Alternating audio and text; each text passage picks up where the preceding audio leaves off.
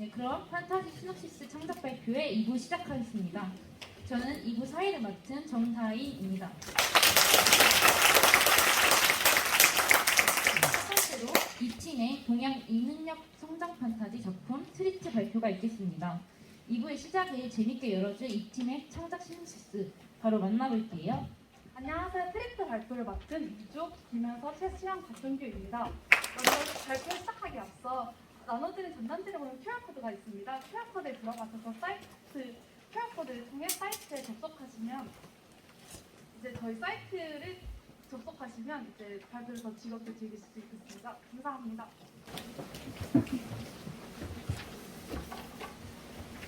오늘 영어 트리트 너무 재밌었다. 한 페이지 한번 들어가 볼까? 헐, 뭐야? 주인공들에 대해 세세하게 나와 있잖아? 나 이런 디테일 놓칠 수 없어. 먼저 이수빈부터 한번 볼까? 코드네임 14, 이수빈. 리더지만 포용력, 공감 능력, 지도력 등 여러모로 부족한 김선우에 비해서 동료들이 다정하게 잘 챙겨주는 구리자 역할을 한다. 하지만 다정한 동료들과 다르게 겉으로는 동료들에게 페이를 느끼는 기준적인 인물이다. 맞아. 자신이 목표로 하는 대상을 직접 생각한다. 코드네임 1, 김성우. 비밀정부 한국지구 1기의 리더. 사회성, 포용력, 공감 능력이 다소 부족하다. 말을 직설적으로 하며 생각이 틀에 박혀있다. 팀원들을 본인이 원하는 대로 움직이게 하려는 소시오패스적인 경향을 보인다.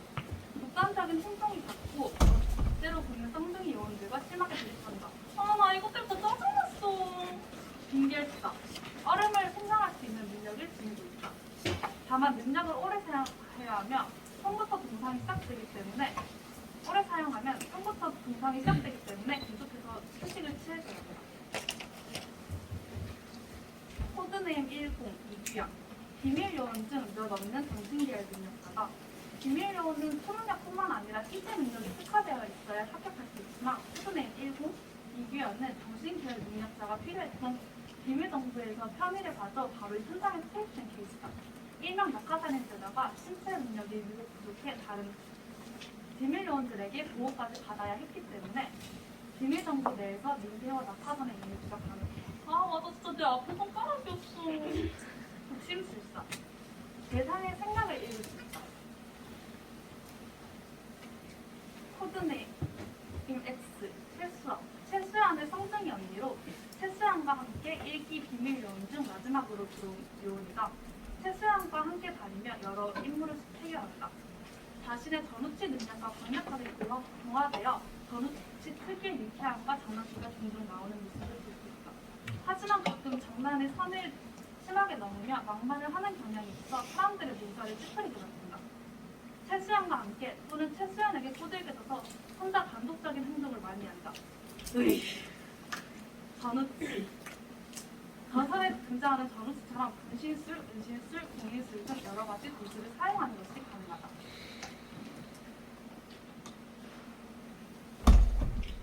최수연, 코드네임 X. 최수아의 쌍둥이 동생으로 최수아와 함께 1기 비밀요원 중 마지막으로 들어온 요원이다. 다소 오만한 성격이고 최수아에게 다른 요원들과 상의 없이 단독 행동을 하자고 꼬드기는 일이 잦아 동료들의 등분을 사고 있다. 기관에 들어온 이후로 자신과 동생에게는 코드네임이 아닌 이름으로 불릴 권리가 있다며 코드네임을 부여받지 않겠다고 1인 시위를 펼쳤다.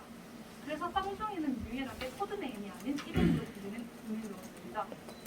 으유, 금쪽이들. 시위 이후로 자신들을 통제하려 드는 김선우와 심하게 대립한다. 전사에 등장하는 전우치처럼 불신술, 은신술, 동인술 등 여러 가지 도구를 사용하는 것이 가능하다. 뭐야? 잘못된 거 아니야?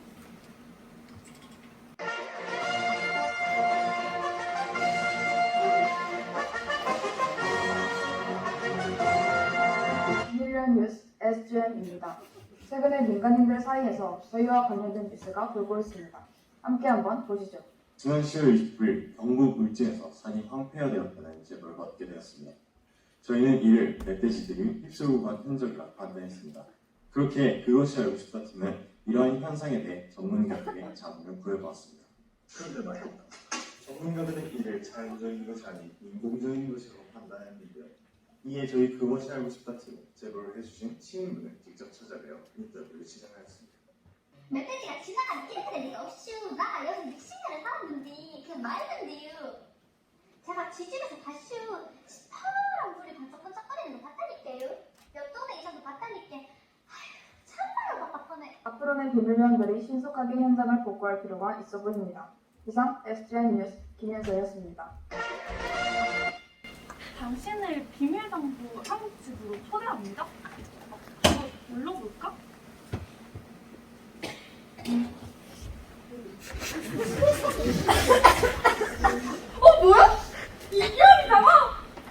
안녕하십니까 비밀요원 여러분. 제2기 비밀요원 발대식에 오신 것을 환영합니다. 저는 이번 발대식을 진행할 이규현이라고 합니다. 그럼 발대식을 시작하도록 하겠습니다. 먼저 지금까지 있었던 사건들에 대해서 영표로 정리하여 알려드리도록 하겠습니다.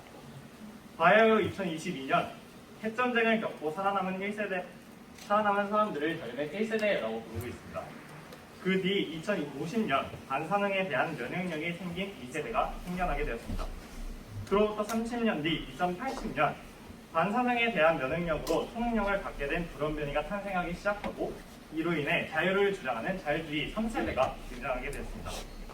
그로부터 20년 뒤 이러한 능력자들을 관리 감독하기 위해서 여러분이 들어와 있는 현재 비밀정부가 설립되었습니다. 그로부터 5년 뒤 여러분의 선배인 비밀요원 1기가 발탁이 되었습니다. 그렇게 시간이 흐른 뒤 지금까지 있었던 사건 중 가장 큰 사건인 도깨비 지구 침략 사건이 발생하게 되었습니다. 그러면 지금부터 이 도깨비 지구 침략 사건에 대해서 자세히 알아보도록 하겠습니다. 먼저 알아가야 할 것이 있습니다. 바로 도깨비들이 서식했던 공간인데요. 태초의 지구는 제1세계와 제2세계로 나뉘어져 있었습니다. 제1세계는 우리 인간들이 사는 세계입니다. 이 세계에는 인간뿐만 아니라 reptilian, 외계인, 서린 등과 같은 대생명체들이 존재하고 원인을 알 수 없는 현상들이 존재합니다. 하지만 각 나라에 위치한 비밀 정부의 신속한 처리 덕분에 이 사실은 사람들에게 잘 알려져 있지 않습니다. 다음으로는 도깨비의 서식지인 제2세계입니다. 제2세계는 원래 도깨비불 너머에 태초부터 이미 생성되어 있었습니다. 하지만 제1세계와 구조는 같지만 인간들이 탄생하지 않았기에 자연환경이 뛰어나게 발달한 환경 모습을 볼 수 있습니다. 저희는 초능력, 도깨비불, 그리고 도깨비의 능력에 대해서 정리를 하였습니다. 먼저 비밀요원들의 초능력입니다. 비밀요원의 초능력은 핵전쟁 이후로 태어난 인간들 소수가 갖게 된 비밀 능력으로 그 위력은 개인마다 다르며 능력 중에는 사람에게 영향을 미칠 수 있는 강력한 능력도 존재합니다. 다음은 도깨비들의 가계 능력입니다. 도깨비들의 특수한 능력으로 이 능력은 도깨비들의 근원인 오래된 물건과 연결되어 있어야만 사용할 수 있습니다. 도깨비들은 자신의 근원인 물건에 따라 자발적으로 하나의 가문으로 묶입니다. 또한 도깨비들의 힘의 원천은 오래된 물건으로 그 물건이 오래되고 곰팡이가 필 물건일수록 탄생한 도깨비의 능력이 강해집니다. 다음은 도깨비불입니다. 도깨비불은 인간 세계와 도깨비 세계를 이어주는 통로로 눈에는 보이지만 그 실체가 존재하지 않습니다. 하지만 얼음에 약하며 영영 소멸할 수 없었기 때문에 현재는 얼음으로 공인을 해둔 상황입니다. 그럼 지금부터 그 당시 있었던 사건을 차례차례 알아보도록 하겠습니다. 비밀요원들은 한국 곳곳의 생명체들을 처리하는 일상을 보내고 있었습니다. 하지만 비밀요원들의 리더인 김선우에 의해 가스라이팅을 당하고 있었으며 이는 자유주의 사상을 가지고 있던 쌍둥이가 입사하면서 그 강도가 더욱 강해졌습니다. 이로 인해서 결국 비밀 요원들은 김선우의 말을 듣지 않게 되었습니다. 그러던 도중 비밀 요원의 예언가로부터 도깨비들이 침략할 것이라는 예언을 듣게 됩니다. 이를 들은 비밀 요원들은 곧바로 도깨비들이 출현하는 장소로 찾아가게 됩니다. 그리고 그곳에는 2에서 3m 정도의 거부의 도깨비들이 있었습니다. 그것이 도깨비라고 판단한 비밀 요원들은 곧바로 도깨비들을 공격했습니다. 갑작스런 기습에 강력한 도깨비들은 후퇴를 하게 되었고, 하였지만 그 과정에서 능력을 너무 많이 남발한 김선우는 3도 동상에 걸리게 됩니다. 리더 김선우가 치료를 받게 되자 그 자리를 부리더였던 이수빈이 대신하게 됩니다. 요원들은 도깨비들의 약점을 잡기 위해서 도깨비들이 있었던 장소로 정찰을 나갑니다. 그리고 그곳에서 요원들은 도깨비들이 도깨비불을 들락날락하는 것을 발견하게 됩니다. 그리고 그것이 도깨비 세상으로 연결된 통로라는 것을 눈치채게 됩니다. 이때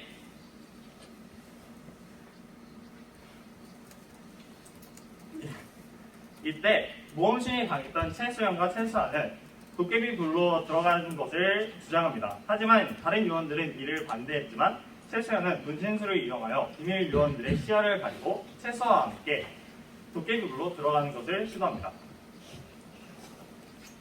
이에 평소에도 말을 안 듣던 최수연에게 화가 난 이수빈은 최수연의 분신들을 향해 공술 능력을 사용했습니다. 하지만 분신인 줄 알고 화살을 쐈던 것과 달리 분신이 아닌 최수연 본체가 화살을 맞고 쓰러지게 됩니다. 평소에도 자신에게 쓴소리를 하던 이수빈이었기에 최수연은 그녀가 자신에게 고의로 화살을 쐈다고 오해하고 몰아가게 됩니다. 이수빈은 이를 부정하였지만 요원들의 말과 김선우의 핀잔을 들으며 오해와 죄책감에 점점 빠지게 됩니다. 그런 상황에서 동상에 걸렸던 김선우가 회복을 하며 다시 리더 자리에 복귀를 하게 됩니다. 비밀 요원들은 김선우를 선두로 다시 도깨비들을 토벌하기 위해 도깨비불이 있는 곳으로 향하게 됩니다. 그곳에는 도깨비들이 도깨비불을 지키고 있었고, 지난번 정찰에서 알아낸 도깨비불이 폭로라는 사실을 약점으로 이용하기로 합니다. 이수빈은 먼저 도깨비불을 향해서 자신의 능력을 사용합니다. 하지만 자신의 화살은 그대로 도깨비불을 통과하면서 아무런 효과도 발휘하지 못했습니다. 그렇게 도깨비들과 격렬한 전투가 이뤄지다가 김선우의 능력이 도깨비불에 스치게 됩니다. 얼음에 스친 도깨비불은 조금 일렁거리다가 조금 흐릿해지더니 다시 원래대로 돌아오게 되었습니다. 도깨비들은 도깨비불이 일렁거리는 것을 보고 공황에 빠지며 우왕좌왕하게 되었습니다. 이를 이상하게 여긴 독심술사 이규현은 이전에 도깨비들의 생각을 읽고 도깨비들이 도깨비불, 통로, 뇌물것, 어떡하지? 라는 생각을 읽게 됩니다. 이를 읽은 이규현은 도깨비불이 도깨비들의 목숨과 관련이 있다는 것을 알게 됩니다.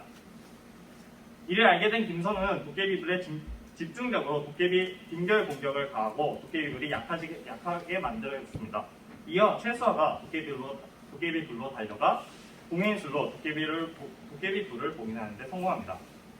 도깨비불이 봉인되자 도깨비들은 비명을 지르며 면제가 되어 사라지게 되었습니다. 하지만 어째서인지 목에 이빨 나간 술잔을 차고 있던 도깨비 한 마리만은 사라지지 않고 있었습니다. 이에 이상함을 느낀 이규현은 도깨비가 목에 차고 있는 술잔이 그의 목숨과 관련이 있다는 것을 분석되어 팀원들에게 알렸습니다. 동료들이 사라지게 되자 분노한 도깨비 백은 방심하고 있던 최수연에게 중후회로 찬 눈으로 달려들었습니다. 이를 본 이수빈은 본능적으로 최수연 앞으로 달려들어 최수연 앞을 가로막아 보호했습니다. 그와 동시에 자기와 최수연을 덮치려는 백을 향해 공술 능력을 사용하여 베개 목에 걸린 베개 근원인 술잔을 박살냈습니다. 이수빈에 의해 술잔이 깨지는 동시에 도깨비 백 또한 직전에 소멸하게 되었습니다. 하지만 도깨비의 술잔의 파편이 이수빈의 왼쪽 눈에 박히면서 그녀의 왼쪽 눈은 실명되게 되었습니다. 이수빈은 자신이 지금까지 고의로 최소연을 쏜 것에 대해 죄책감을 느끼고 있었지만 비밀 동료들에 대한 복합적인 애증과 애정을 깨닫게 되면서 그들의 그 감정을 그대로 받아들이게 됐습니다. 그리고 이수빈의 왼쪽 눈이 실명되면서 능력 사용에 큰 무리가 생겼지만 좌절하지 않고 새로운 시작을 또 여기기로 합니다. 한편 리더였던 김선우는 지금까지 있었던 사건을 되짚어보며 자신이 동료들을 위험에 빠뜨렸다는 생각에 스스로 리더 자리를 포기하고 팀을 해체하려고 합니다. 하지만 동료애를 깨달은 이수빈은 자신이 차기 리더가 되어 이 팀을 이끌어 나가겠다고 자원을 하였고 결국 이수빈은 팀의 새로운 지도자가 되어 이수빈과 비밀 요원들은 새로운 출발을 맞이하게 되었습니다. 네, 이상으로 제2기 비밀 요원 발대식을 마무리하도록 하겠습니다. 감사합니다.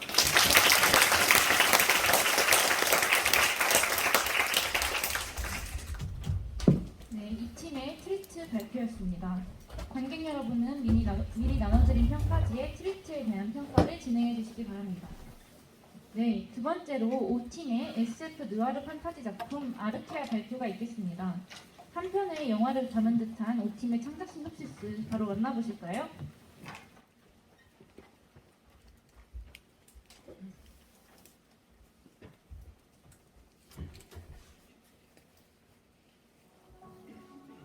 What do you want? I want to ask you some questions. Who does an android find? Ain't it?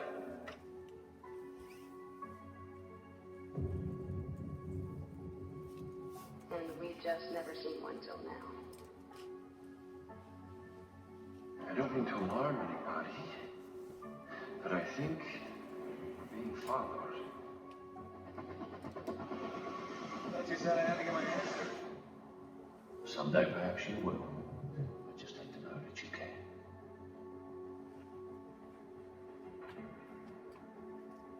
Well, let me put it to you like this, stranger. I'll take you up there, but nobody back there knows you. Well, I guess unfortunately you'll have to be hanged.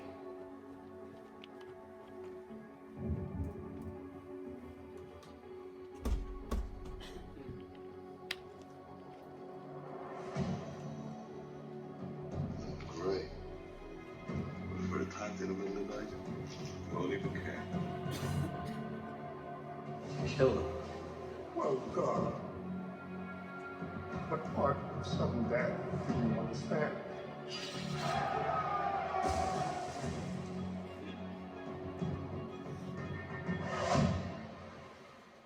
Come with me.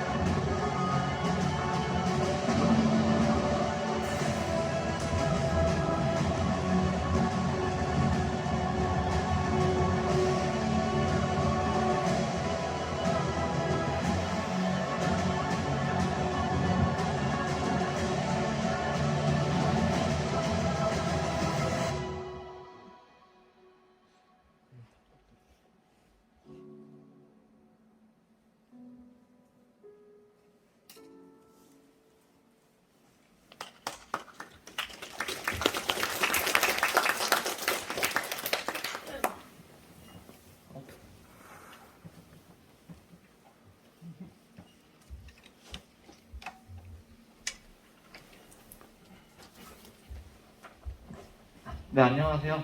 SF 너르 판타지 시놉시스 아르케아를 발표할 5조 김기범입니다. 여러분들 SF는 다들 아시겠지만 느와르 장르에 대해서는 조금 생소한 분도 계실 텐데요. 쉽게 어둡고 묵직한 장르의 총칭이라고 보시면 되겠습니다. 대부나 신세계 같은 영화가 그런데요. 저희 발표는 본편 진행 일정의 배경 설정을 스토리텔링 형식으로 보여드린 뒤 본편 스토리를 쭉 들려드리도록 하겠습니다. 그럼 시작하겠습니다. 제목 아르케아는 작품 속 패권 국가의 이름입니다. 먼저 아르케아 세계관의 주 종족인 인간은 외계 종족 아포아가 창조한 존재입니다. 아포아는 100년에 한 번씩 포탈을 통해 등장하며 마력이 깃든 성유물을 주었습니다. 인간은 이러한 창조주 아포아를 숭배하며 아포아 신전의 사제단이 아르케아를 통치합니다. 인간은 염력, 에너지 마법을 사용할 수 있었습니다. 마력이 강한 자는 정신 조작까지 가능했으며 이를 우월함의 기준으로 삼았습니다. 이들은 마법을 쓰지 못하는 난쟁이 종족인 퍽시를 노예로 삼았습니다. 그리고 퍽시는 수백 년 전 대탈출을 가능하였고 현재 거대한 사막 너머 퍽시랜드라 불리는 곳에 모여 살고 있습니다. 탈출하지 못한 일부 퍽시는 아직도 대를 이어서 노예 생활을 하고 있습니다. 때문에 인간은 퍽시의 노동력을 대체할 수단이 필요했습니다. 그들은 창조주와 가까워지자는 명분을 내세우며 인조인간을 만드는 프로메테우스 프로젝트를 진행하고 마력이 없는 인조인간 생산에 성공합니다. 이후 프로젝트를 주도한 이아페토스사는 아르케아의 최고 권력층인 아포아 신전의 사제단과 결탁하여 수백 년간 인조인간의 생산 및 판매를 독점합니다. 신전을 장악한 대사제 발로럼은 이아페토스사의 독점을 유지해주는 대신 막대한 금액을 받고 있습니다. 이아페토스사의 현 대표 블로펠드는 1세대 인조인간 에피메테우스, 2세대 아틀라스를 거쳐 3세대 메노이티우스 개발을 적극 추진하고 있습니다. 인조인간은 낙인만 가리면 인간 행세가 가능하기에 쓸모가 없어지면 반드시 죽여서 폐기해야 합니다.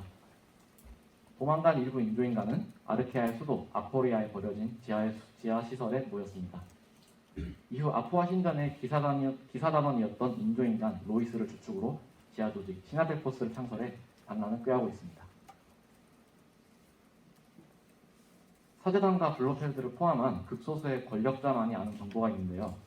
프로토타입 모델인 프로메테우스는 사실 마법을 사용할 수 있는 인간과 동등한 존재였습니다.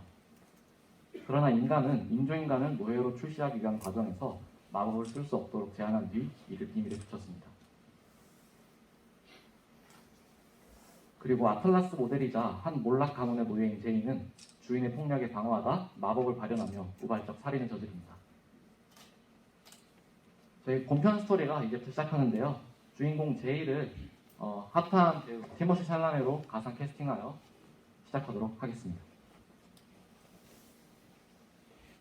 아포아가 인간 세계에 오는 것을 축하하는 100년 축제 기간, 제이는 술을 먹고 돌아온 주인에게 폭력을 당하다가 우발적으로 마법을 발현하게 됩니다. 이로 인해 주인이 죽고 살인자이자 존재해서는 안 되는 마법을 쓰는 인조인간이 된 제이는 군경의 추격을 받습니다. 제이는 인적 없는 뒷골목에서 현장 폐기당할 위협에 처합니다. 하지만 그때 시나델포스인 브릭의 도움을 받아 위기에서 벗어납니다. 이후 브릭은 제이를 시나델포스 아지트에 있는 로이스에게 소개합니다. 그러나 로이스는 마법을 쓰는 인조인간을 본 적이 없다며 제이를 인간 스파이라고 의심합니다. 때문에 제이는 지하 조직 시나델포스의 임원이 되었음에도 로이스에게 임무를 부여받지 못합니다. 제이는 인조인간 암거래상의 실체를 밝히는 브릭에 이미 합류합니다. 며칠간의 임무 후 제이와 브릭은 암거래상의 배후에 권력자가 있음을 확인합니다. 제이는 브릭에게 거처를 습격하자고 제안하고 이를 실행하게 됩니다. 제이와 브릭은 인조인간 암거래상이 이아페토스사와 밀접한 관계가 있음을 알게 됩니다. 본인의 마력에 대한 비밀을 알고 싶은 제이는 정답을 찾을 수 있을 거라 생각합니다. 때문에 제이는 암거래상과 이아페토스사의 인조인간 거래 실상을 보고하며 이아페토스사에 침입하자고 주장합니다. 하지만 로이스는 제이를 믿지 않았기 때문에 제이의 의견은 의심을 살 뿐이었습니다. 로이스는 추가적인 증거를 찾아오라고 지시합니다. 그러나 직전의 사건 이후 암거래상들은 몸을 사리기 시작했고 제이 일행이 무리해서 이들을 추적하던 도중 청부업자인 퍽시 사냥꾼의 공격을 받습니다. 퍽시 사냥꾼은 암거래상에 고용하기엔 너무나 비싼 엘리트였습니다. 제이 일행은 이아페토스사가 본인을 노리고 있음을 알게 됩니다. 일행은 전력차가 너무 커 도망만 다니던 도중 쓰레기를 실어 나르는 마법 비행선에 숨습니다. 이로 인해 퍽시 사냥꾼에게서 벗어나지만 쓰레기섬으로 추락하게 됩니다. 추락 직전 제이의 순간적인 마법으로 일행이 무사히 착지하고 제이는 점점 세지는 자신의 마법으로 인해 정체성에 대한 혼란이 커집니다. 제이는 주변 경찰을 브릭과 나머지 일행은 쓰레기섬에 숨어 지내는 인조인간 생존자들에게 도움을 요청하러 갑니다. 제이는 쓰레기섬 인조인간들이 만든 시체선을 발견합니다. 이는 쓰레기섬 인조인간들의 문화였는데요. 폐기되어 버려진 인조인간 시체는 부패가 더딘 데 쓰레기 비와 함께 떨어진 시체를 모아 명복을 비는 것이었습니다. 제이는 이를 보고 인간에 대한 강한 혐오와 적대심을 느끼지만 동시에 시체선에서 그 어떠한 마력도 느끼지 못합니다. 이로 인해 제이는 암거래상 추격부터 지금까지의 여정에서 본인의 정체성이 점점 인간과 가깝다는 사실만 알게 됩니다. 쓰레기섬 정찰을 마치고 돌아온 제이가 일행과 합류하고 쓰레기섬 탈출을 감행합니다. 그러나 배가 많이 노후되었기 때문에 험한 파도에 도착 직전 난파가 되고 일행은 겨우 사막과 이어진 해안가에 도착합니다. 그 멀리에는 퍽시랜드가 얼핏 보였습니다. 제 일행 중에는 퍽시가 있어서 도움을 청하기 위해 퍽시랜드로 향합니다. 일행이 퍽시랜드로 가는 중 사막에서 매복 중이던 퍽시 강도단 일명 더티 퍽시에게 위협을 받습니다. 반쯤 탈진 상태였던 일행은 속수무책으로 당할 수밖에 없었습니다. 그 순간 엘리트 퍽시 사냥꾼이자 인조인간 듀오 퍽시 사냥꾼으로 유명한 톰과 부치가 더티 퍽시를 쫓아냅니다. 톰과 부치는 더티 퍽시의 장부를 모두 챙기고 제이 일행을 구해줍니다. 제이의 마법을 눈치챈 톰은 흥미롭게 제이를 바라봅니다. 이후 비공개 유래 연락처를 제이에게 넘기며 훗날을 기약합니다. 일행은 무사히 퍽시랜드에 도착하지만 더티 퍽시에 의해 퍽시 사냥꾼과 한패라는 소문이 퍼져 도움을 받을 수 없게 됩니다. 이 중 온건파에게만 제한적 조력만을 약속받습니다. 다시 지하 조직에 돌아온 일행은 이아페토스 4 침입을 주장합니다. 로이스는 제이가 인간이라고 확신하고 그를 제명하려고 하나 제이와 함께했던 일행에 의해 저지됩니다. 이후 시나델포스는 이아페토스 공장 대규모 공작 작전을 짜고 실행에 옮깁니다. 공장 경비 세력은 그리 강하지 않았고 대부분을 차지하던 인조인간 경비는 적극적으로 저항하지 않습니다. 시나델포스는 성공적으로 공장을 파괴합니다. 파괴 도중 제이는 공장의 연구실을 발견하고 3세대 인조인간 제작을 위한 성유물을 발견해서 손에 넣습니다. 로이스는 제이와 브릭 등의 주장에 이아페토스 본사를 소수정예로 침입하는 계획을 세웁니다. 이후 바로 본사 습격을 시작하고 제이의 마법으로는 풀 수 없는 경보 마법에 얽힙니다. 이때 비공개 의뢰를 수락한 톰과 부치가 나타나는데요.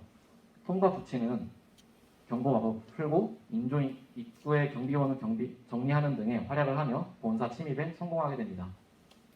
하지만 침입을 알아차린 건물 내부 경비원이 몰려오는 등 다시 위기에 봉착합니다.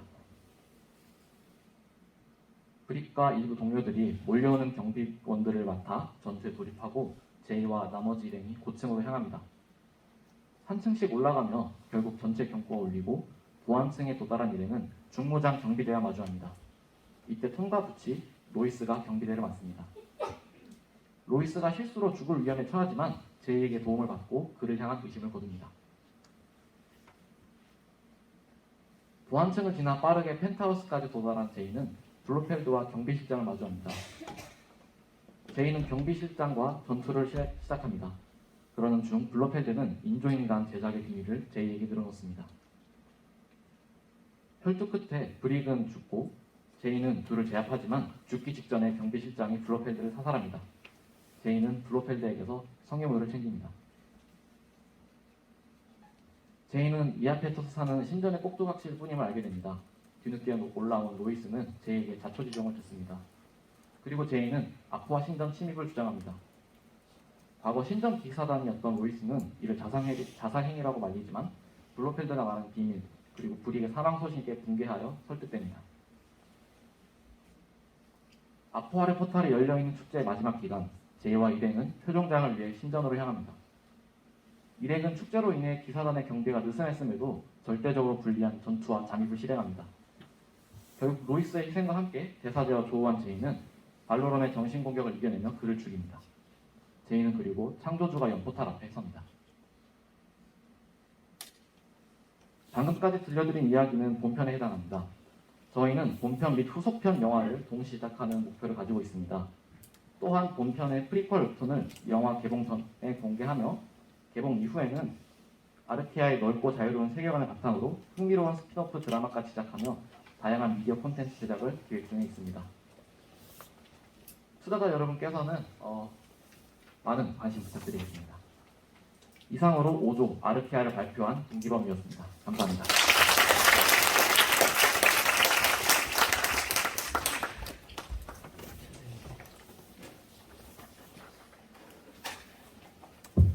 네, 5팀의 아르케아 발표였습니다.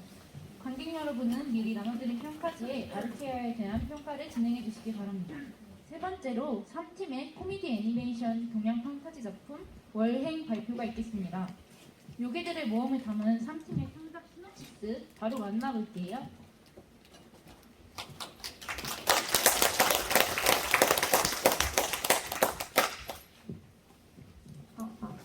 안녕하세요. 저희 3조는 판타지 창작 스토리 월행에 대해서 소개해드리겠습니다. 월행은 달 월자에 요행 행자를 써서 달의 움직임으로 뜻밖의 행운을 얻었다는 뜻인데요. 일단 장르는 코미디 애니메이션 동양 판타지입니다. 저희의 발표는 만화 보듯이 부담 없이 즐겨주시면 감사하겠습니다. 그리고 중간중간에 코미디 요소를 넣었는데요. 그 부분이 웃기다면 편하게 웃어주시면 좋겠습니다. 월행이 어떤 이야기인지 궁금하시죠? 일단 짧게 소개해드릴 건데요. 월행은 인간인 양덕수의 계략으로 해와 달의 질서가 무너지고 다섯 요괴가 이를 해결하는 이야기를 담고 있습니다. 그럼 이야기에 등장하는 친구들도 만나봐야겠죠? 우선 해를 관리하는 그슨새는 항상 비구름을 몰고 다닙니다. 감정이 격해질수록 비가 거세지고 산성의 농도도 진해집니다. 그슨새는 항상 이 산성비를 억제하는 능력 억제 목걸이를 끼고 다니는데요. 이 목걸이를 끼지 않아 벌어진 일 중 좋은 일은 하나도 없었습니다. 밤요괴인 그슨새는 달을 관리합니다. 그슨새는 일시적으로 몸집을 키워 큰 힘을 발휘할 수 있습니다. 또 다른 능력으로는 그림자 비밀 능력이 있는데요. 하지만 이 능력은 나중에 능력을 사용하지 못할 거라는 그슨새의 편견 때문에 잘 사용하지 못하는 능력입니다. 동자삼은 머릿속에 떠오르는 대상으로 변신할 수 있는 능력을 가지고 있습니다. 어죽시민은 받은 관심을 게이지로 축적합니다. 이 게이지는 생활하는 데도 쓰이고 자신의 능력을 사용하는 데도 쓰입니다. 거북이는 음파를 사용하는 능력이 있습니다. 가까운 이들에게만 텔레파시를 보낼 수 있도록 발전시켰는데요. 대단하지 않나요? 달을 관리하는 양덕수는 영원한 젊음에 대한 욕심을 가지고 있습니다. 이 이야기에서 요괴들과 대립하는 인물로 나옵니다. 해를 관리하는 양만수는 양덕수의 욕심으로 인해 지하 감옥에 갇혀있는 상태입니다. 양만수는 일에 대한 책임감 때문에 불로불사의 도를 항상 지니고 있습니다. 이제 이야기를 시작하겠습니다. 저희 이야기 월행에서는 인간과 요괴가 해와 달을 직접 관리하고 공유하는 시스템인데요. 어느 날 갑자기 양만수의 욕심으로 인해 해와 달의 교류가 끊기게 됩니다. 달을 관리하는 그슨새가 해 관리자인 그슨새를 찾아갑니다. 둘은 서로를 탓하며 싸우다가 그슨새가 그슨새의 능력 억제 목걸이를 뺏어버립니다. 그슨새가 능력을 통제하지 못하자 산성비가 내리기 시작했습니다. 이 산성비는 그슨새의 격해진 감정에 더해져서 범위가 크고 산성의 농도가 엄청 진해졌습니다. 그 때문에 해와 달을 관리하는 시스템이 부식되어 오류를 일으켰습니다. 그래서 달이 요괴 세상에서 인간 세상으로 움직이기 시작했습니다. 이는 인간들과 요괴들에게 아주 큰 문제였는데요. 인간들과 요괴들은 해와 달이 부딪히면 큰 폭발이 일어나 지구가 멸망할 것이라고 믿었기 때문입니다. 10시간 후면 해와 달은 부딪히고 맙니다. 과연 그승세와 그승대가 그 전에 이 사태를 해결할 수 있을까요? 많이 잘 지켜봐 주시기 바랍니다. 그승세와 그승대는 해답을 얻고자 망태 할아버지를 찾아갑니다. 망태 할아버지는 가야 한다는 말만 되풀이했습니다. 두 요괴는 이 말을 듣고 인간 세상에 먼저 가서 해를 움직이면 되겠구나 하고 생각했습니다. 정작 망태 할아버지는 삼신할머니와의 약속에 가야 한다는 말이었는데도 말이죠. 그승세와 그승대는 인간 세상으로 가는 통로에 도착했습니다. 이 통로는 믿음이 있어야만 통과할 수 있는데요. 통로를 지나가려던 그들 앞을 두 장승인 천하대장군과 지하여장군이 가로막았습니다. 이 두 장승은 믿음을 판단하는 깃털로 그들을 바라보았어요. 인간 세상에 해답이 있을 거란 믿음이 있었던 그승세와 그승대는 통로를 통과할 수 있었습니다. 그승세와 그승대는 인간 농부들을 만났습니다. 현재 해만 떠 있는 인간 세상에서는 가뭄이 아주 큰 문제였는데요. 그승세가 인간들을 도와주겠다고 했습니다. 그승세는 비를 내렸지만 안타깝게도 그승세의 산성비를 버틸 수 있는 농작물은 없었습니다. 모든 농작물은 죽어버렸고 농부들은 화를 냈습니다. 그승세와 그승대는 얼른 도망쳐 나왔습니다. 도망치던 중 한 할머니가 넘어진 것을 목격합니다. 인간을 도와주려다 욕을 먹은 그승세는 그새 또 인간을 도와주려고 했습니다. 그승대는 그승세를 한심했지만 그승세는 아랑곳하지 않고 할머니를 도와 일으켰습니다.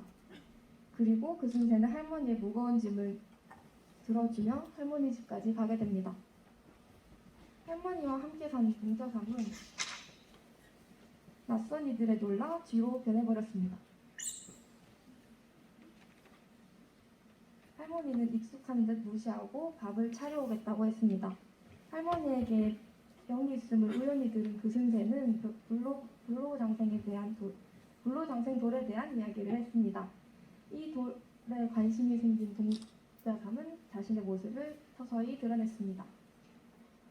그승세와 그승대는 서로 얘기를 하며 친해졌습니다. 할머니가 주신 고봉밥을 먹은 후 동자삼은 자신도 데려가 달라고 했어요. 데려가 달라고 했어요. 할머니의 병을 고치기 위한 불로장생 돌을 얻기 위해서였죠. 하지만 그승대는 그를 단호하게 거절했습니다. 그승세와 그승대는 출발하기 전에 할머니에게 길을 물어보았어요. 근데 할머니는 평성인지 평산인지 헷갈려 하셨습니다. 둘은 어디로 갈까 고민하다가 최후의 수단인 코카콜라 맛있다를 외쳐서 그 해답은 평성으로 향하게 됩니다. 남은 시간은 4시간입니다. 그승세와 그승대는 엄청난 대도시인 평성에 도착합니다. 그들은 길을 물어보기 위해 만화 카페에 들어갔습니다. 이미지와 다르게 인간 만화를 엄청 좋아하는 그승대는 여기저기 미쳐 날뛰었습니다. 그때 어디선가 동자삼이 나타났습니다. 작게 변해 그승세 주머니 속에 숨어 있었던 것이었죠. 그들은 가게 주인 어둑신이에게 길을 물었습니다. 어둑신이는 정보를 모아보겠다며 잠시 시간을 벌었습니다. 어둑신이는 이미 탑의 위치를 알고 있었지만 자신도 함께하기 위한 짐을 챙길 시간을 벌기 위해서였지요. 어둑신이는 사람들의 관심을 먹고 사는 요괴입니다. 그러나 이 해가 멈춰있는 이 사태의 원인이 요괴들이다라는 양덕수의 여론조작이 있었습니다. 이 때문에 가게에 손님이 끊겼고 어둑신이는 이를 해결해 관심을 되찾고 모든 상황을 카메라로 촬영하여 자신의 채널에 올릴 생각을 했습니다. 그렇게 네 요괴는 함께 길을 떠나기로 했어요. 그들은 평성에 있는 주야 관리탑에 도착했습니다. 탑을 들어가려던 그들은 경호원이 막았어요. 어둑신이는 자신의 능력을 이용해 경호원을 물러나게 했습니다. 어둑신이는 상대방의 정신을 조종하는 능력이 있었기 때문인데요. 그 뒤로 등장하는 거북이에게도 그 능력을 썼지만 거북이는 어둑신이보다 더 높은 정신 능력을 가지고 있었기 때문에 통하지 않았습니다. 거북이는 권력력이 강했던 거북이는 이 기회를 잡아 그들을 이용해 자신보다 높은 양덕수를 끌어내리고 자기가 그 자리에 차지하겠다고 마음먹었습니다. 거북이의 도움으로 탑에 들어서자 경호원이 다시 가로막았습니다. 거북이는 비키라고 했지만 그 경호원들은 말을 듣지 않았습니다. 그래서 거북이는 더욱 권력에 대한 욕심을 가지게 되었습니다. 어둑신이는 다시 능력을 사용하여 경호원을 물러나게 하려 했지만 게이지가 부족한 탓에 사라지고 말았습니다. 동자삼은 경호원으로 변신했지만 머리에 달린 뿔까지는 숨기지 못했습니다. 결국 동자삼은 지하 감옥을 끌려가고 그 사이에 그슨대 거북이는 얼른 도망갑니다. 남은 시간은 1시간입니다. 지하 감옥에 갇힌 동자삼은 인기척에 놀라 쥐로 변했어요. 양만수는 동자삼을 안심시키기 위해 자신의 이야기를 시작합니다. 양덕수는 영생의 약을 제조해 마셨으나 제조법이 잘못되어 오히려 병을 얻고 말았는데요. 그 병을 낫게 해주는 만병통치 물약을 만들기 위해서는 아주 많은 태양의 에너지가 필요합니다. 양덕수는 양만수에게 해를 차지하자는 제안을 하였지만 양만수는 두 세상의 균형이 무너질 것이라며 그 제안을 거절했습니다. 그래서 양덕수는 양만수를 지하 감옥에 가두고 해를 차지했어요. 동자삼도 자신의 이야기를 해주었습니다. 동자삼의 이야기를 들은 양만수는 자신을 가지고 있던 불로장생도를 동자삼에게 주었어요. 자신보다 더 필요한 이에게 준 것이었죠. 남은 시간은 30분입니다. 한편 세욕에는 양덕수 사무실 앞에 도착했지만 철문은 굳게 닫혀 있었습니다. 거북이가 음파 공격으로 열려고 시도했어요. 하지만 실패했고 많은 게이지를 쓴 탓에 쓰러지고 말았습니다. 그슨대가 몸집을 키워 큰 충격을 주었지만 문은 꿈쩍도 하지 않았어요. 평소라면 거뜬히 부술 수 있는 문이었지만 낮에는 능력을 제대로 발휘하지 못한다는 편견에 갇혀있기 때문에 힘을 많이 발휘하지 못했죠. 그슨대는 그슨새에게 너의 능력을 보여줘! 라고 외쳤고 그슨새는 고민하더니 목걸이를 빼고 자신의 능력을 사용했어요. 그 덕분에 철문을 열 수 있게 되었습니다. 하지만 양덕수를 감싸는 레이저마저 부식시키지는 못했어요. 주춤하던 순간 그슨새가 그슨대의 또 다른 능력인 그림자 빙의 능력을 떠올렸습니다. 그슨대는 양덕수 그림자에 빙의하여 양덕수를 조종했어요. 남은 시간은 3분입니다. 과연 이들은 시간 안에 해를 움직일 수 있을까요? 그슨대가 기계를 살폈지만 버튼이 너무 많았어요. 쓰러졌던 거북이가 겨우 정신을 차려 텔레파시로 가까운 그슨새에게 빨간 버튼을 누르라고 했습니다. 그슨새가 곧바로 그슨새에게 외쳤어요. 수많은 버튼 중 빨간 버튼도 여러 개였습니다. 그중 엘리베이터 닫힌 버튼 마냥 혼자 달아있는 저 버튼 보이시나요? 그슨새는 저 버튼을 눌렀고 다행히 해가 정상적으로 움직였습니다. 하지만 다른 놈이 가까워졌고 결국 둘은 부딪히고 말았습니다. 모든 요괴와 사람들은 세상이 붉게 물들어가는 모습을 보며 마지막을 준비했습니다. 누군가는 사랑하는 사람을 떠올렸고 누군가는 후회스러운 순간을, 누군가는 이루지 못한 것들을 떠올렸어요. 모두가 핵폭발이 일어날 것이라 믿었지만 알고 보니 해와 달은 부딪히지 않고 서서히 겹쳐지고 있었죠. 바로 계기일식이었던 겁니다. 100년 감수한 그들은 해와 달이 준 두 번째 기회라 생각했습니다. 이때 그슨새의 능력 억제돌과 동자삼이 가지고 있던 불로장생돌이 붉게 빛났습니다. 두 돌은 서서히 합쳐지더니 하늘 높이 솟아올랐어요. 그 후 해와 달은 인간과 요괴의 관리 없이 스스로 움직일 수 있었습니다. 인간과 요괴가 해와 달을 직접 관리해야 했던 이유가 이 자연법칙 돌이 부서졌기 때문이었죠. 이제 모든 것이 제자리로 돌아갔습니다. 그런데 여러분, 사라진 어둑신이 기억하시나요? 너무 걱정되지 않나요? 지금 여러분은 어둑신이를 생각하셨죠? 그 관심이 어둑신이를 다시 살려냈습니다. 그래서 어둑신이는 후에 유튜브 활동을 열심히 하고 있다는데요. 한번 영상 보실까요?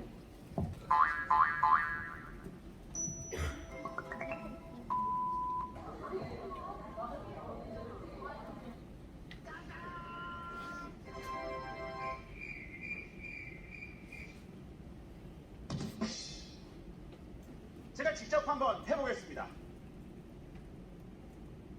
와우.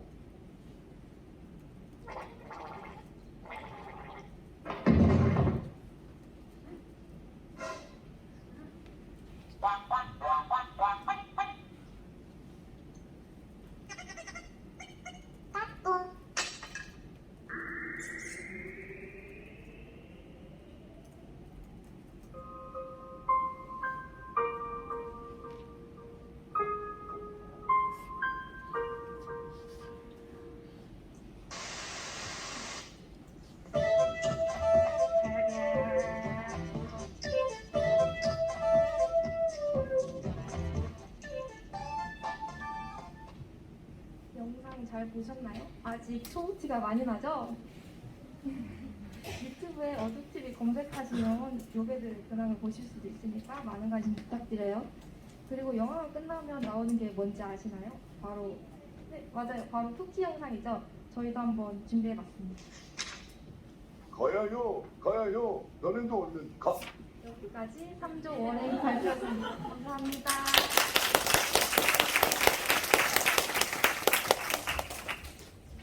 네, 너무너무 귀여운 3팀의 월행 발표였습니다. 관객 여러분은 미리 나눠드린 평가지에 월행에 대한 평가를 진행해 주시기 바랍니다. 그럼 마지막으로 6팀의 하이판타지 어드벤처 작품 프래그먼트 퀘스트 발표가 있겠습니다. 거대한 세계관으로 2부의 끝을 멋지게 장식해줄 6팀의 창작 시놉시스 바로 만나보실까요?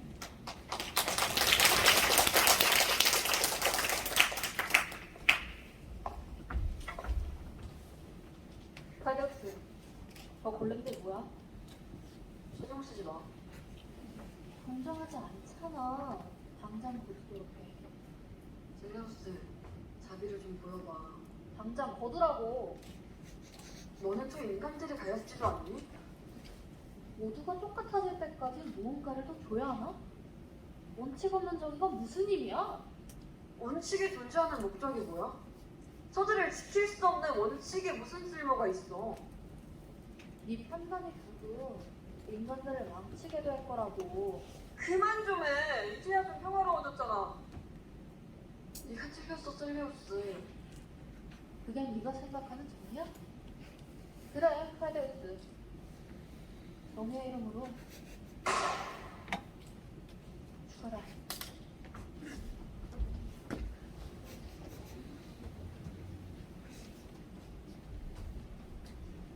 태초의 신 칼데우스와 셀레우스, 두 신은 자신과 닮은 형상의 인간을 만들어 그들을 돌보는 일을 하였다.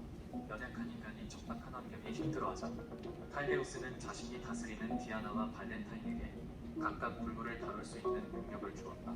셀레우스는 공정해야 된다며 스피딜에게 했다.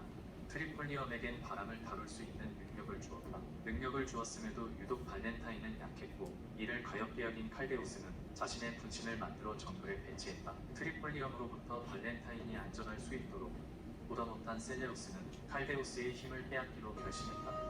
한 차례 세계가 흔들리고 신의 거처인 중앙하늘로부터 무수한 별이 떨어져 내렸다. 불이 함께 달려간 각국의 대표가 마주한 것. 지친 얼굴의 셀레우스군. 세계의 균형이 기울기 시작했다.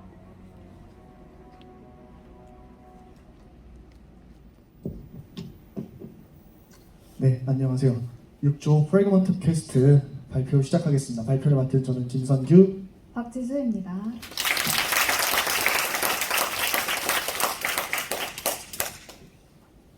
발표를 시작하면서 여러분께 먼저 한 가지 여쭤보고 싶은 게 있습니다. 정의가 무엇이라고 생각하시나요? 정의를 생각했을 때 머릿속에 떠오르는 어떤 키워드 같은 것들이 있으실까요? 좀 한두 분 정도만 좀 여쭤보고 싶습니다. 네. 공정 좋습니다. 요즘에 공정 굉장히 핫한 키워드죠.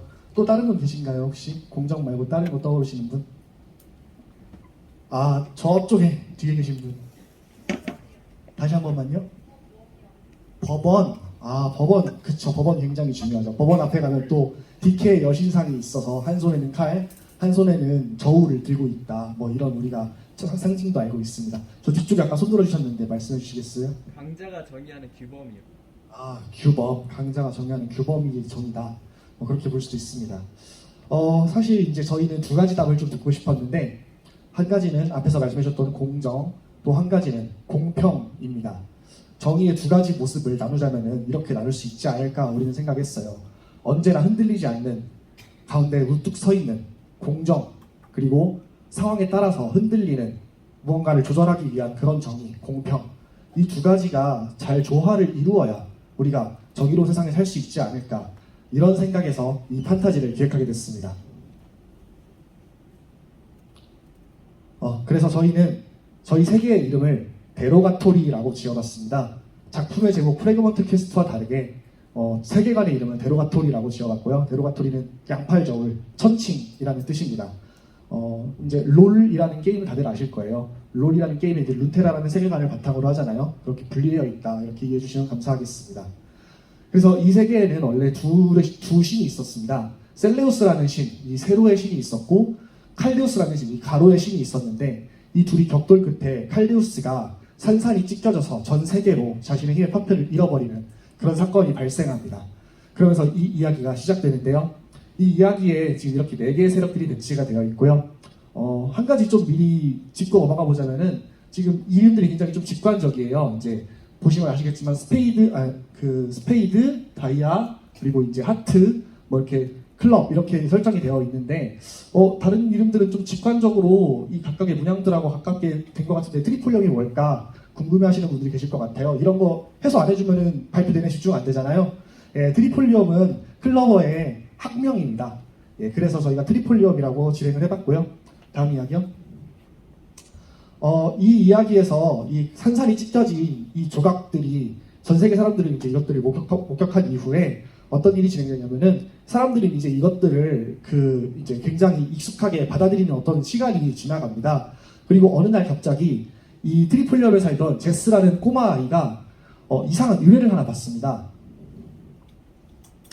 이 아이는 트리폴리엄에 있는 그 보육원에서 자란 아이인데요. 이 보육원을 후원하는 이 쿠쿠 베이커리라는 곳에서 배달부 일을 하면서 살아가고 있었습니다.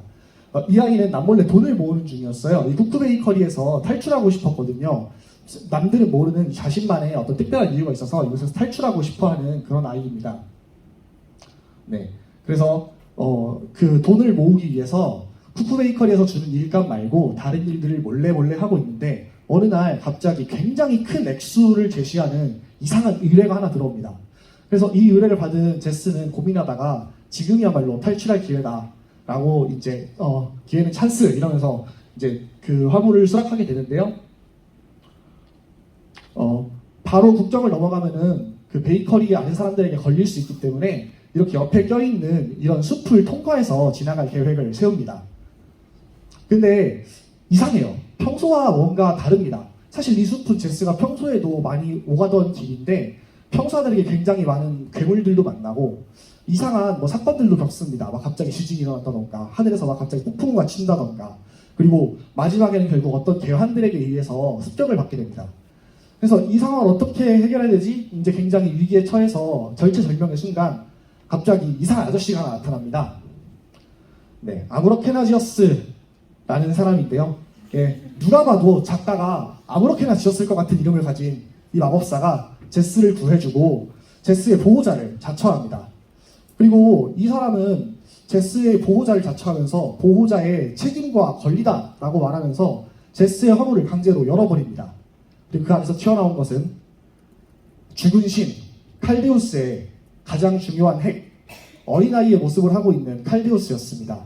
모든 힘을 잃은 칼데우스가 그 안에서 튀어나와서 자신이 칼데우스라고 주장을 하지만 제스는 도저히 믿기가 힘듭니다. 상식적으로 이런 조그만 어린아이가 이 세계를 관장하는 두 신 중에 하나라고 누가 생각할 수 있겠어요. 그래서 굉장히 당황하고 어떻게 해야 될지 모르는데, 결국엔 고민을 하다가 이 칼데우스에게 구속부를 채우고 스피릿까지 일단은 여정을 이제 마치고 그 여정 끝에서 최종적인 결정을 하기로 마음을 먹습니다. 그래서 이 제스와 그 아무로케나지어스 그리고 칼데우스, 이 셋은 일행이 되어서 스피드의 황궁으로 향합니다. 그렇다면 스피드에서는 무슨 일이 벌어지고 있을까요? 네, 우리 아까 왕이 아니라 신이 하나가 죽었어요. 스피딜은 사실 되게 강력한 군사력을 가진 국가인데요. 신이 하나 죽었어? 그러면 내가 3개 먹을 수 있는 거 아닌가? 라는 생각을 합니다. 그래서 스피딜은 자신의 야욕을 드러내고 전쟁을 준비하기 시작합니다. 네, 한편 스피딜이 이렇게 대놓고 내가 세상 먹겠어라고 하는데 다른 나라들이 눈치를 못 챌 리가 없겠죠. 디아나가 스피딜에 빌이라는 스파이를 하나 보내게 됩니다. 그 스파이를 보내고 보니까 이 황제의 반면에, 그러니까 야욕을 가득 차서 전쟁을 일으키려는 황제, 그 밑에 황제 적장자인데도 어머니가 돌아가셔서 이제 서열이 밀려나게 된 줄리안이라는 왕자가 하나 있었습니다. 근데 보니까 일이 재밌게 돌아가는 거예요. 줄리안은 칸을 치고 자신이 왕위에 앉고 싶어 합니다. 왜냐하면 줄리안은 어머니의 죽음에 대한 진실을 알게 되는데요. 어머니의 죽음에서 줄리안이 아버지가 웃는 모습을 보게 됩니다. 아버지가 자신의 왕위를 지키기 위해서 어머니를 희생시키려 한 것을 보게 된 거죠. 그렇게 해서 다음으로 넘겨주세요. 네, 빌은 이러한 모습을 줄리안이라는 인물을 알게 되고 줄리안과 함께 협력하고자 하는데요. 빌은 먼저 디아나라는 신성국에서 온 인물이기 때문에 신성력을 통해서 다른 사람으로 변신하는 능력을 가지고 있습니다. 그래서 빌과 다음으로 넘겨주세요. 빌과 줄리안은 서로 힘을 합쳐서 칸을 치려고 계획을 합니다. 그러나 칸은 오랫동안 왕위에 앉아있는 만큼 만만한 황제가 아니었습니다. 그렇기 때문에 계획은 실패로 돌아가게 되고 쫓겨난 두 사람, 그리고 쫓아오는 친위들, 줄리안 스피들과 빌 디아나는 앞서 발표에서 말씀드린 제스 이렌과 마주치게 됩니다. 네, 황궁으로 들어가고 싶어하는 제스 일행과 황궁으로 더 도망치고 있는 줄리안 일행은 마주치고 나서 굉장히 서로 많은 대화도 하고 고민도 하게 됩니다. 일단 황궁의 상황이 심상치 않다라는 말을 들으니까 제스 입장에서는 들어가기가 굉장히 고민이 되고, 네, 서로 이렇게 다양한 이런 갈등 구조 속에서 놓이게 되는데요. 그 와중에 그 황궁 친위대가 이 일행을 습격합니다. 이들은 이제 함께 야영을 하고 있었는데, 결정을 내지 못하고 야영을 하고 있는데 황궁 친위대가 습격을 합니다. 그리고 바로 이 장면에서 드디어 칼리우스가 자신이 숨겨왔던 이 강력한 힘을 분출하게 됩니다. 이제 누가 봐도 칼리우스가 정말 사라진 신의 파편이다라는 것을 인정할 수밖에 없는 상황이 됐고, 제스는 이 화물을 끝까지 운반해야 할지 아니면 세계의 운명을 두고 자신이 이 정해진 길을 지나서 다른 길로 이 화물을 운송해야 할지 고민하게 됩니다. 이 모습을 보면서 디아나와 줄리안과 빌 같은 경우에는 이 칼리우스를 뒤에서 몰래 회유합니다. 우리와 함께 가자. 우리가 너를 도와주겠다. 하지만 칼리우스 입장에서는 나는 정의를 추구하는 신인데 그렇게 비겁한 짓을 할 수가 없다라고 하면서 이것들을 거부합니다. 결국 제스는 이 칼리우스의 여정에 함께하기로 하고요. 이들은 함께 모험을 떠납니다. 저희가 지금 소개드린 내용은 저희가 전체 구성한 5챕터 중에 첫 번째 챕터의 이야기입니다. 사실은 저희는 굉장히 많은 이야기, 설정 이런 것들을 준비해놨는데 이 짧은 시간 안에 여러분께 다 전달해드릴 수 없겠다라는 생각을 했어요. 그래서 지금 받으신 저희 팜플렛을 보시면은 저희는 QR코드로 이렇게 팜플렛을 구성을 해봤는데요.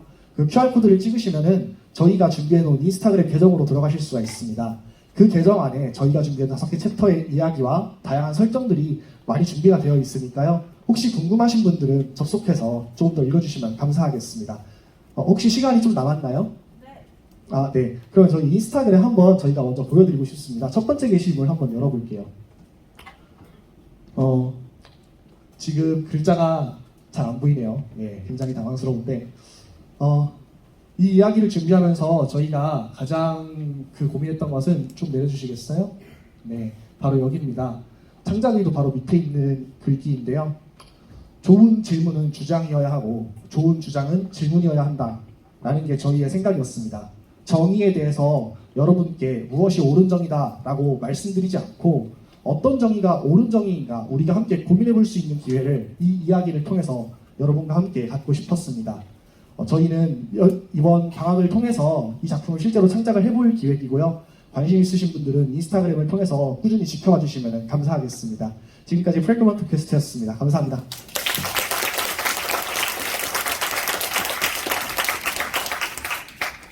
네, 너무나도 재밌는 6팀의 프래그먼트 퀘스트 발표였습니다. 관객 여러분은 미리 나눠드린 평가지에 프래그먼트 퀘스트에 대한 평가를 진행해 주시기 바랍니다.